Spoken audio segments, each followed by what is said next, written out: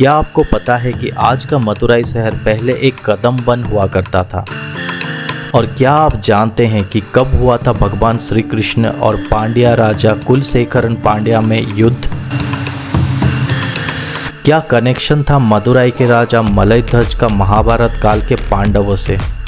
और क्या आपको पता है कि कन्नगी कौन थी जिसके क्रोध और श्राप से मदुराई शहर पूरी तरह भयंकर आग से जल गई थी, जिसके कारण स्वयं देवी मीनाक्षी को बात करने के लिए आना पड़ा था? आज जानेंगे आगे की वीडियो में, तो बने रहिए वीडियो के अंत तक। हम आपको बता देना चाहते हैं कि इस वीडियो में बताई जाने वाली कहानी पूरी तरह से आर्टिकल पे बेस्ड है, जिनका लिंक आपको डिस्क्रिप्शन में मिल जाएगा।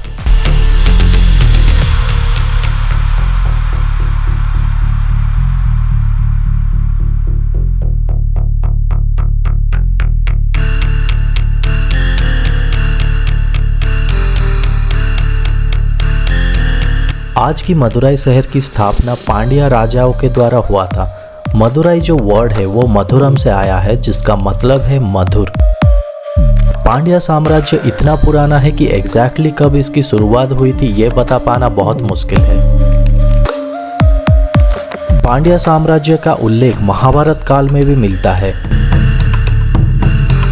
एक समय की बात है जब मदुराई शहर पूरी तरीके से कदम वन से भरा हुआ था और पांड्या साम्राज्य के अधीन आता था।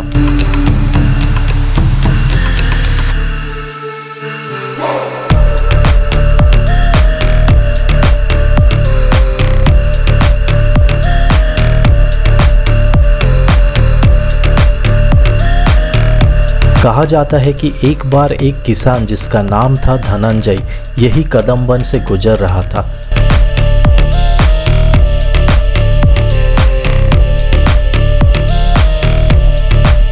अचानक से वो देखता है कि देवराज इंद्र एक स्वयंभू शिवलिंग के पास बैठकर तपस्या कर रहे हैं। ये देख के धनंजय बहुत आश्चर्य हुआ और उसने तुरंत ही राजा कुलशेखर पांड्या को इसके बारे में सूचित करने का सोचा।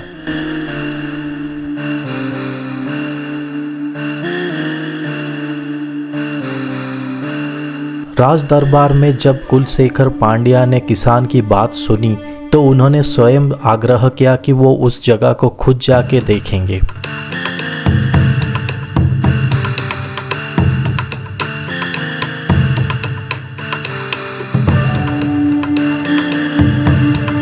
जब उस जगह पे राजा पहुंचे तो उन्होंने वहां पे स्वयंभू शिवलिंग को देखा। इसके बाद राजा ने आदेश दिया कि उस जगह को साफ करके वहां पे एक भव्य मंदिर बनाया जाए।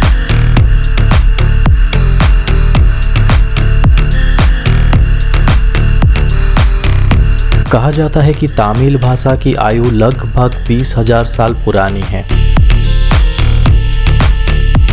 तमिल भूमि 3 राजवंश के शासनाधीन रहा है, जिसमें पांड्या, चोला, चेरा और अंत में विजयनगर साम्राज्य मुख्य थे। और इसमें चोला जो थे वो अपने आप को सूर्यवंशी तथा श्री राम से जोड़ते थे। श्रीमद् भगवत गीता के अनुसार पहला मानव जिनका नाम मनु था, उनका जन्म विंध्य पर्वत के दक्षिण में द्रविड़ भूमि में हुआ था और उन्होंने मडागास्कर के पास ध्यान किया था। एक समय की बात है जब मदुराई में पांड्या राजवंश के शासक कुलशेखर पांड्या का राज हुआ करता था। तब एक बार भगवान श्री कृष्ण ने पांड्या राज्य पे आक्रमण किया। इस युद्ध में भगवान श्री कृष्ण ने कुलशेखर पांड्या को हराया और उनको मार डाला। और इसके बाद वो कलिंग जो आज का उड़ीसा है उसको जीतने के लिए आगे बढ़ गए। ये घटना 3100 से 3200 बीसी का है, जो लगभग 5000 साल पुराना है। कहा जाता है कि कुलशेखरन सांड जितना स्ट्रॉन्ग थे और जो पांड्या शब्द है वो भी पांडी से आया है, जिसका मतलब भी बुल होता है, जो मस्कुलिनिटी को दर्शाता है। भगवान श्री कृष्ण के द्वारा कुलशेखरन पांड्यन के मारे जाने के बाद उनके बेटे मलयध्वज पांड्यन राजा बने। मलयध्वज पांड्यन जरासंध और जयद्रथ सेना के समकालीन थे। एक बार राजा मलयध्वज ने अपने पिता की हत्या का बदला लेने का सोचा और द्वारका पे आक्रमण करने की ठानी, पर उनके शुभचिंतक ने सलाह दिया और उन्होंने बाद में ये योजना रोक दिया। राजा मलयध्वज पांड्यान महाभारत युद्ध में पांडवों के तरफ से युद्ध किया था। राजा मलयध्वज एक शक्तिशाली रथी और योद्धा थे। महाभारत युद्ध में इन्होंने महाबली द्रोण को भी घायल कर दिया था। इसके बाद उन्होंने गुरु द्रोण के बेटे अश्वत्थामा से भी द्वंद्व युद्ध किया। कुछ थ्योरी के हिसाब से राजा मलयध्वज अश्वत्थामा के हाथों मारे गए थे और कुछ थ्योरी के हिसाब से उन्होंने अश्वत्थामा को भी परास्त कर दिया था।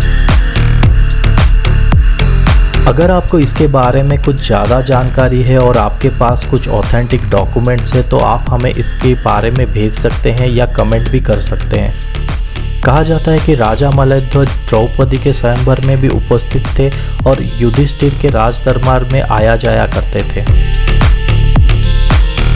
पांड्या वंश भगवान शिव के बहुत बड़े उपासक हुआ करते थे। राजा मलयध्वज और उनकी पत्नी कंचनमाला की कोई संतान नहीं थी। संतान प्राप्ति के लिए उन्होंने कई वैदिक यज्ञ किए।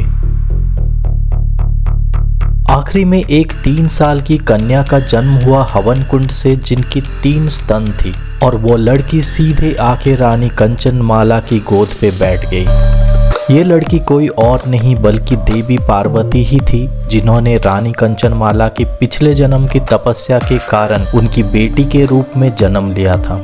लेकिन राजा मलयध्वज को दुख था कि उनकी कोई पुत्र संतान नहीं हुआ। फिर एक आकाशवाणी होती है जो राजा को ये बताते हैं कि वह अपनी कन्या का परवरिश पुत्र के समान करे,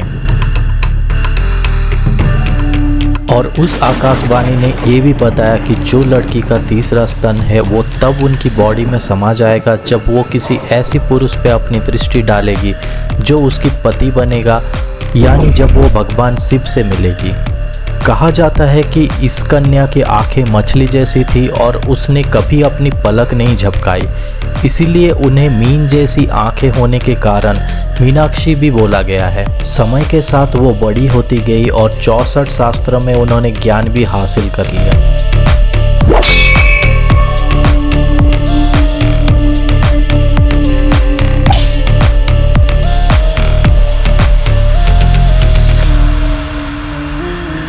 राजा मलयध्वज ने दिव्य आदेश का पालन करते हुए अपनी बेटी देवी मीनाक्षी को अपने राज्य का उत्तराधिकारी घोषित किया। इसके बाद देवी मीनाक्षी बहुत लोकप्रिय होने लगी।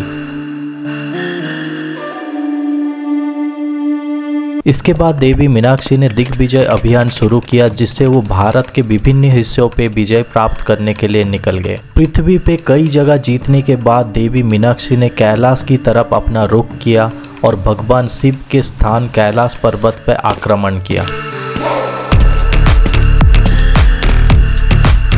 ये सब देखकर भगवान शिव खुद युद्ध करने आए, लेकिन जैसे ही देवी मीनाक्षी ने शिव जी को देखा वो उनसे प्रेम करने लगी और उनका तीसरा स्तन शरीर में समा गया। इसके बाद भगवान शिव ने उनको घर वापस जाने का निर्देश दिया और उन्होंने ये आश्वासन भी दिया कि 8वें दिन वो खुद सुंदरेश्वर के रूप में उनसे विवाह करने आएंगे। भगवान शिव की शादी की खबर तीनों लोक में फैल गई। जगत के संचालक भगवान विष्णु को सफल विवाह कराने की जिम्मेदारी दी गई। भगवान विष्णु ने प्रसन्न होकर शिव जी के प्रस्ताव को स्वीकार कर लिया। ज्योतिषों की मदद से विवाह की तिथि भी निर्धारित की गई। देवराज इंद्र भगवान शिव के विवाह की खबर से बहुत प्रसन्न थे और वो भी भगवान शिव के विवाह की तैयारी में जुट गए। शिव विवाह में उपस्थित होने के लिए तीनों लोकों में निमंत्रण भेजा गया।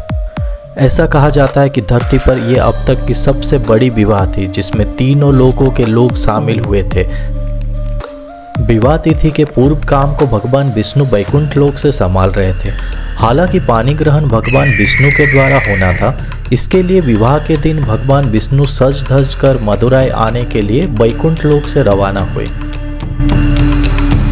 राह में देवराज इंद्र के चलते भगवान विष्णु को थोड़ी देरी हो गई और इसीलिए भगवान विष्णु सही समय पे मदुराई पहुंच ना सके। सभी लोग भगवान विष्णु की प्रतीक्षा कर रहे थे और भगवान विष्णु जब देरी से मदुराई पहुंचे तो सभी लोगों ने उनके देर से आने की वजह बिना जाने उनकी खूब खातिरदारी की। एक तरफ देवराज इंद्र की गलती से भगवान विष्णु बेहद अप्रसन्न थे, इसीलिए उस समय बिना कुछ बोले भगवान विष्णु मुंह फुलाकर बैठ गए।